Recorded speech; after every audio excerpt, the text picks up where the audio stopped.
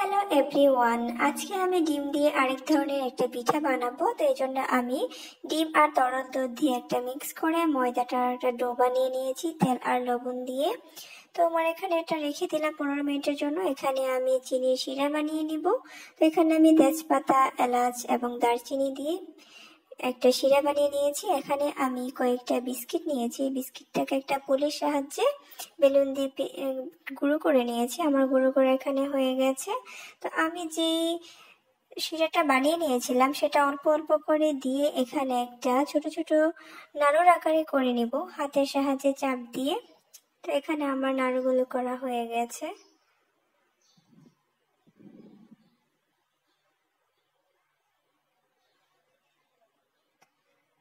আমি এখন অল্প একটু ডো নিয়ে এটাকে পাতলা করে রুটি বানিয়ে নিব। অনেকটাই পাতলা হবে। তো এখানে আমি কর্নফ্লাওয়ার ছিটিয়ে দিয়েছি, কারণ কর্নফ্লাওয়ারটা দিলে পিঠাটা অনেক মুচমুচে হবে। তো রুটিটা অনেক পাতলা হবে। আমি এখানে একটা গ্লাসের সাহায্যে রুটিগুলোকে কেটে নিচ্ছি গোল গোল করে। তো এখন আমি একটা রুটির উপরে কর্নফ্লাওয়ার ছিটিয়ে দিয়ে আরেকটা রুটি দিব, যেন আমার ভাজার সময় প্রত্যেকটা লেয়ার ছুটে আসে। তো আমি কয়েকটা লেয়ার একসাথে দিয়ে যে নাড়ুটা বানিয়ে রেখেছিলাম সেটা মাঝখানে দিয়ে সবগুলো রুটি একসাথে এনে এটাকে জয়েন্ট করে দিব। এখন একটা ছুরির সাহায্যে আমি এটাকে কেটে নিব, একটা ফ্লাওয়ার শেপ করে কেটে নিব। যখন আমি এগুলা ভাজবো তখন প্রত্যেকটা লেয়ারেই খুলে আসবে। এখন আমি আরেকটা পিঠা বানিয়ে নিচ্ছি।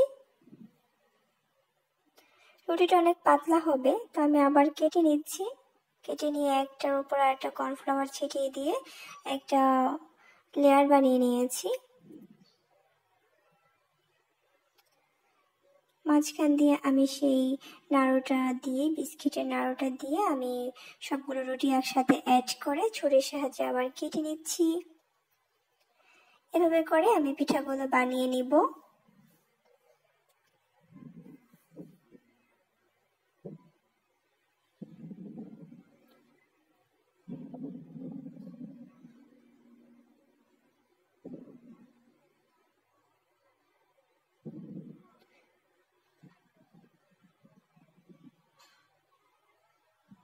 আমার এখানে পিঠাগুলো বানানো শেষ।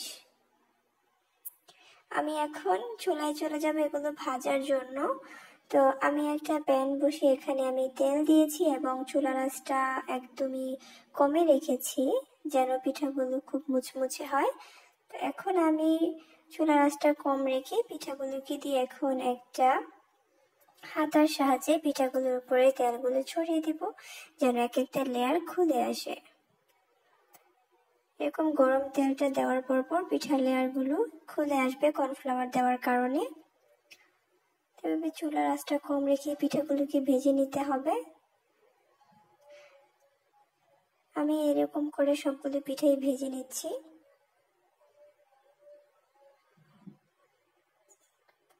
একটু সময় নিয়ে ভাজতে হবে, কারণ চুলার আঁচটা একদমই কম থাকবে।